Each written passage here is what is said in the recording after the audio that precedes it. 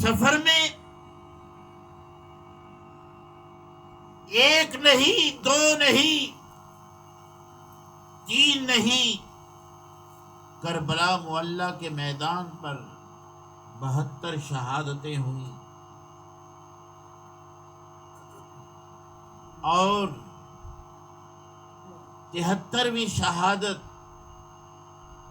ایک دشمن کے لیے بہت ضروری تھی، اور وہ حضرت سیدنا امام زین العابدین کی شہادت تھی، لیکن دشمن اسے ضروری سمجھ ہی نہیں رہا۔ کیوں؟ یہ آقا حسین علیہ السلام یہی بتا رہے ہیں، ایک دشمن کے لیے جو کسی کا ذاتی دشمن ہوتا ہے، اس کے لیے اس کا جو بچہ ہوتا ہے، بیٹا، جس سے اس کی نسل کو بڑھنا ہے، اس کا قتل کرنا لازمی ہوتا ہے۔ لیکن امام حسین علیہ السلام کو دیکھتے ہیں کہ ان کی شہادت کے بعد تو کوئی قتل نہیں ہو رہا۔ امام حسین علیہ السلام تک آپ کی ذات اقدس سمیت قتل و غارت کا سلسلہ جاری رہا۔ یزید لعین کی طرف سے اس کی فوجیوں نے کیا، لیکن جیسے ہی امام حسین کی شہادت ہو جاتی ہے پھر کوئی قتل نہیں ہوتا۔ اس سے آپ کیا سمجھتے ہیں؟ کیا نتیجہ نکالتے ہیں؟ اصل میں جو قتل تھا وہ امام حسین کا مقصود تھا۔ ان سے پہلے جتنی بھی شہادتیں ہوئی ہیں،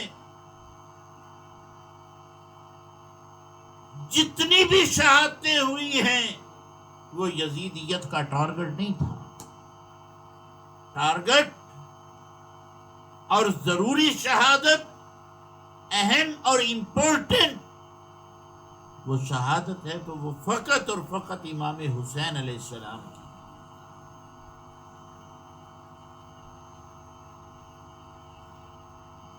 انتہائی ادب و احترام سے عاجزانہ طور پہ بارگاہ حسین میں عرض کرتے ہیں، آقا زین العابدین کو آپ بتا رہے ہیں، قبلہ میجر صاحب زین العابدین کو جو بتا رہا ہے، بیٹا میری نیابت تمہیں ہے، یہ میں دستار مصطفیٰ تمہارے سر پہ باندھ رہا ہوں، تلوار ذوالفقار تجھے دے رہا ہوں، یہ سب کچھ تجھے ہے، اور تو نے زندہ رہنا ہے، اور تو نے اس قافلے کے ساتھ مدینہ پہنچنا ہے۔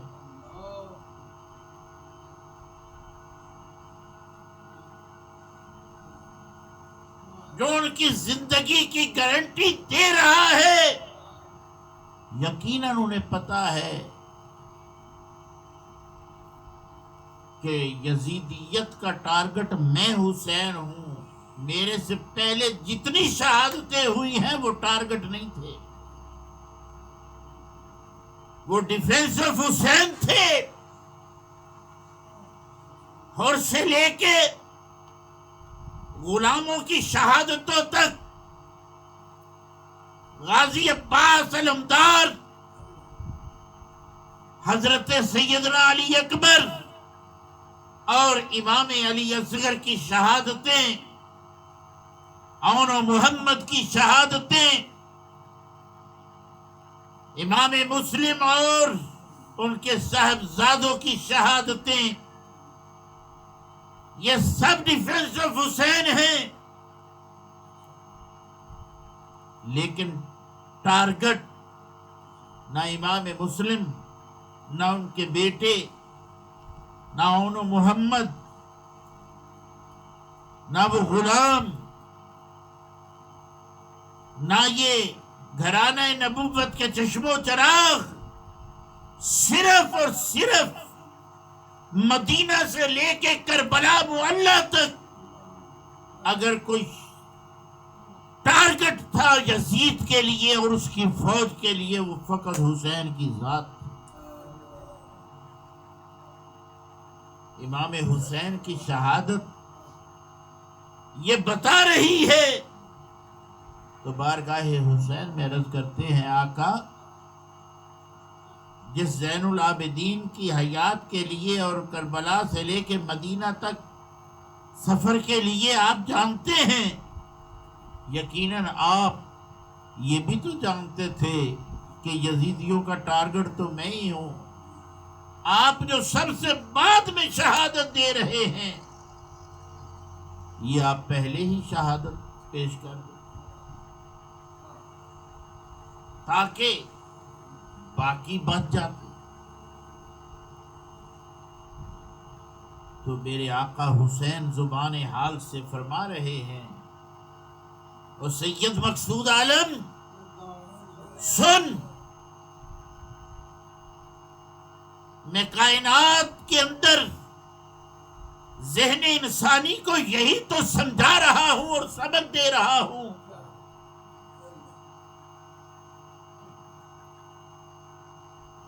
کہ یزیدیوں کو کسی کی شہادت سے کوئی غرض نہیں تھی، کسی کی بیعت سے کوئی غرض نہیں تھی۔ یزید کو صرف اور صرف حسین کی شہادت سے غرض تھی، کیونکہ اسے پتا تھا جب تک حسین ہے نانا مصطفیٰ کا دین ہے، حسین نہ ہوں گے نانے کا دین ختم ہے۔ بقائے دین مصطفیٰ حسین سے ہے، نظام مصطفیٰ حسین سے ہے۔ اللہ اللہ اللہ اکبر، نعرہ تکبیر، اللہ اکبر، نعرہ رسالت، یا رسول اللہ، شہدائے کربلا۔ اصل اسلام، اصل عبادت، اصل بندگی خدا بھی وہ حسین سے ہے۔ حسین کو مٹا دیں گے سب کچھ ختم ہو جائے گا۔ تو یہ جتنی شہادتیں میں نے کروائی، ان کا مقصد یہی تھا کہ ایک شہادت کے بعد یزید رک جاتا، 2 کے بعد رک جاتا، 10 کے بعد رک جاتا، 50 کے بعد رک جاتا، 71 شہادتوں تک رک جاتا، لیکن وہ نہیں رک رہا۔ اس کا مقصد صرف اور صرف حسین کے ذریعے دین محمد مصطفیٰ کو مٹانا تھا۔ اگر یہ مقصد نہ ہوتا تو میرے سے پہلے جتنی شہادتیں ہوئی ہیں کسی مقام پہ وہ ٹھہر جاتا۔